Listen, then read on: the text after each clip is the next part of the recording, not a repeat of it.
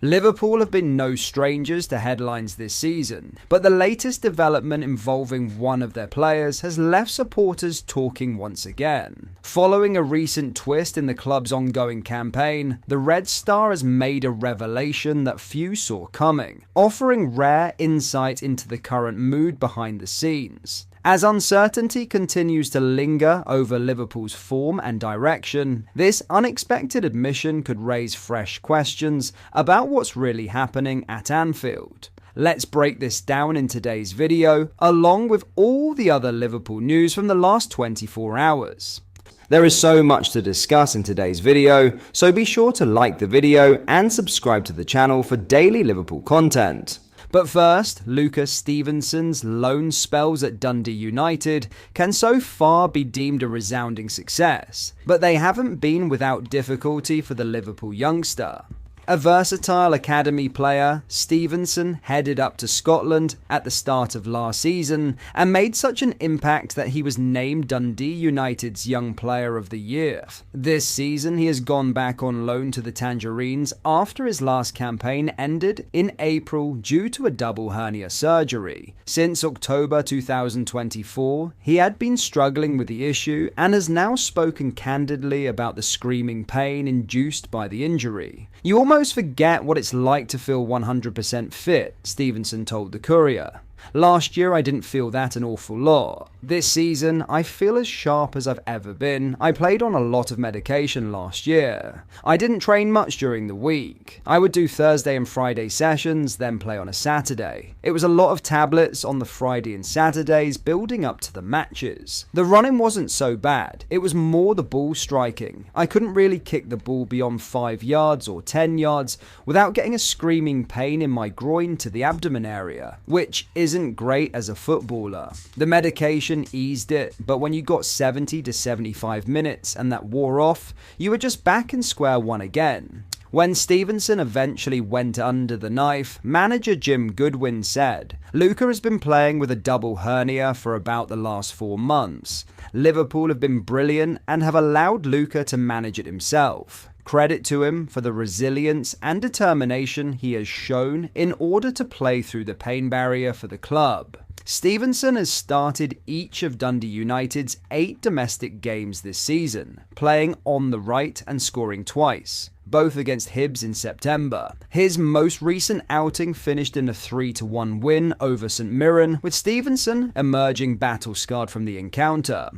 "It was O'Hara's knee and shoulder in one motion that initially hit me," the 22-year-old recalled after taking a blow to the head. "That's from what I could see on the video, because at the time it was all a blur. Then there was a second incident later in the game. My nose had kind of healed because we stuffed so much stuff up there, and I got the ball in the face from across. It just blew it all up again and made it quite hard to breathe." Now, having flirted with a move away over the summer, Federico Chiesa has now stated he wants to stay and win for Liverpool again. In early August, Chiesa was still looking to leave Liverpool. However, circumstances changed and he decided to stay. His season began brilliantly with an emotional late winner against Bournemouth on the opening night, but despite boasting by far the best minutes per goal assist ratio among the squad, he has only started 1 match in all competitions. Chiesa told media including the Liverpool Echo,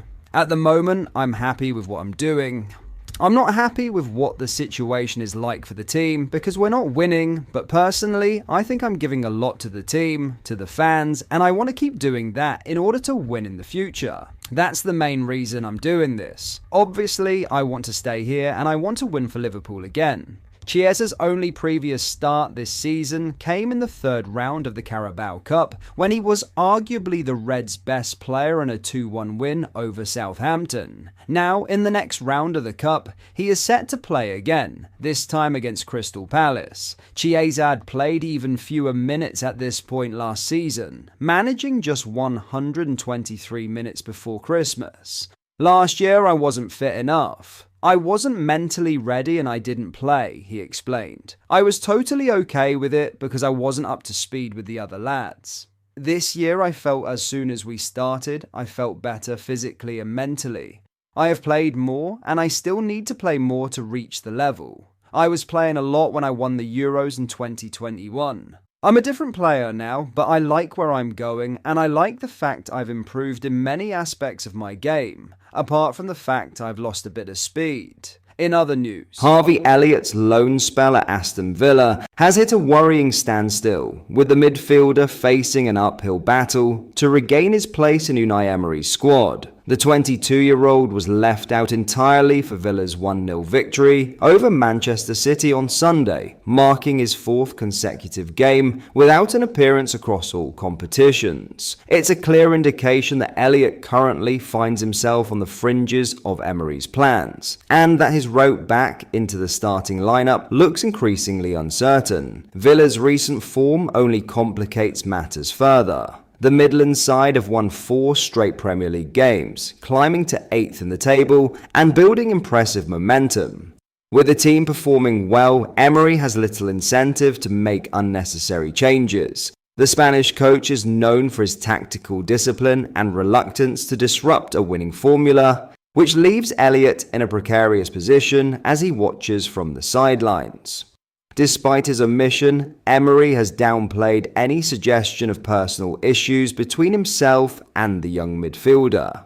Speaking after the win over City, the Villa boss emphasised that Elliott's attitude and work ethic in training have been exemplary. The decision to leave him out, Emery stressed, was purely tactical, a reflection of the competition for places and the balance he wants in his squad, rather than any dissatisfaction with the player's commitment. Even so, the reality remains that Elliott is currently behind several others in the attacking hierarchy. The likes of Morgan Rogers, Emi Buendia, and Ross Barkley have all impressed when called upon, giving Emery a wealth of creative options. That depth, while a positive for Villa's ambitions this season, has left Elliott struggling for minutes and fighting to make an impact. For a player looking to rebuild momentum after a frustrating spell at Liverpool, this lack of opportunity could become a major concern. Elliott joined Villa on loan from Liverpool late in the summer transfer window, eager to find regular football after slipping down the pecking order under Arne Slot at Anfield.